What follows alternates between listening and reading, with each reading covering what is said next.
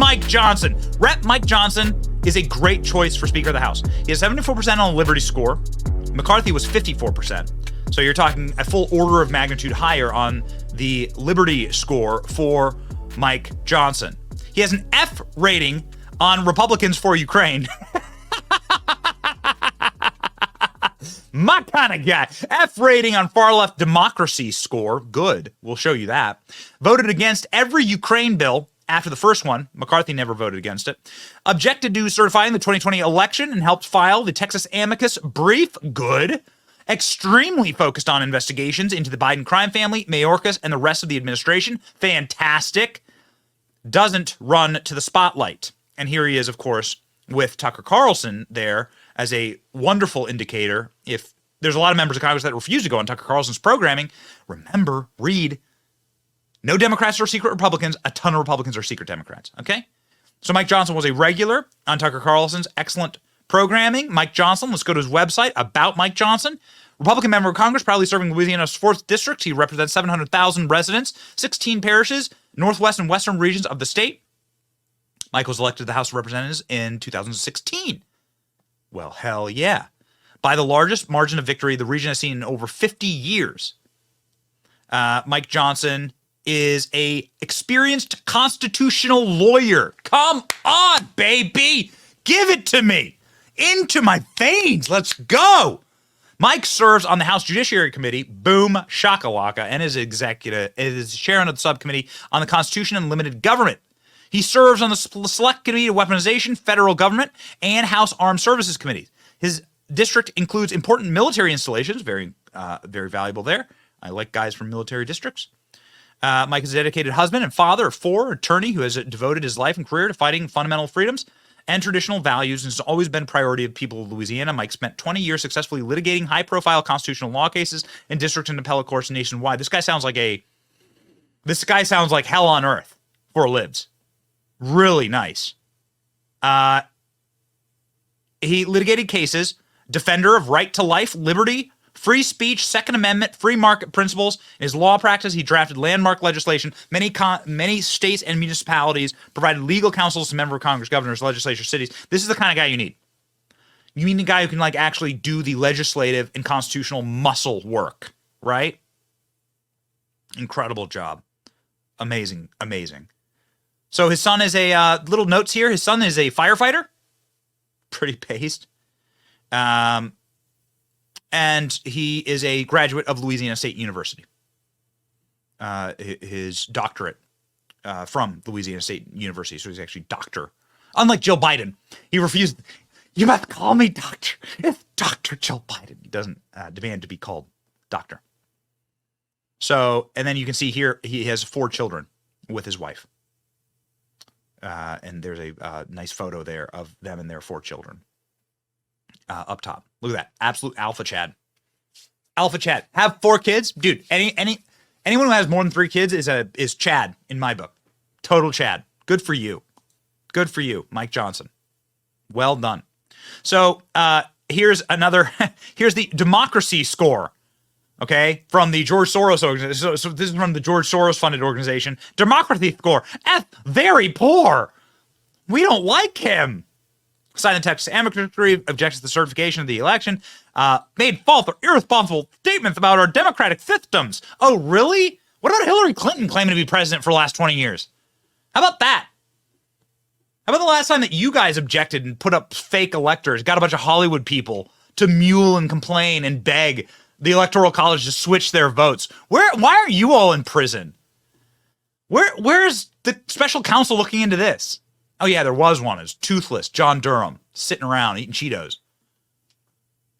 This is Hillary Clinton has straight up claimed for the last 7 years that she's president of the United States. Okay, they call people election deniers. Truly breathtaking. Mike Johnson is an America First conservative, solid voting record, served as a member of Trump's legal defense team during the 2019 and 2020 Senate impeachment trials. Well done. I didn't know that. He defended Donald Trump on the impeachment trials. Has not voted for Ukraine funding, except in the initial bill, Jim Jordan is his mentor. Well. Based Mike. Let's scroll up there. Have a good look at the guy. Here you go. This is going to be your new Speaker of the House. And if you need any further indication that this guy is a total based Chad, check this out from the press last night. The press and media, so the Soros organizations hate him. Democrats are all crying and seething this morning. They never did that for anyone else. They didn't do that for Tom Emmer. They were trying to help Tom Emmer become Speaker. Democrats were going to anoint Tom Emmer Speaker. They were just going to not show up to vote. That would have been made Tom Emmer Speaker like instantly. Okay? Democrats were going to help Tom Emmer. They wanted George W. Bush to become Speaker. What does that mean? Democrats were openly being like, please give us George W. Bush as Speaker. What does that tell you? What party is George W. Bush part of? Go look at the photos of him hugging Michelle Obama. Just getting in there.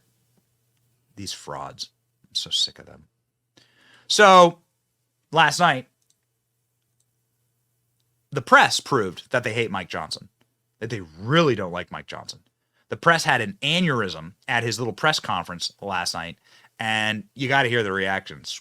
Great. This will put you over the edge. If you don't think this guy's great right now, this is the clip that'll put you over. Watch. Mr. Johnson, you helped lead the efforts to overturn the 2020 election results. Will you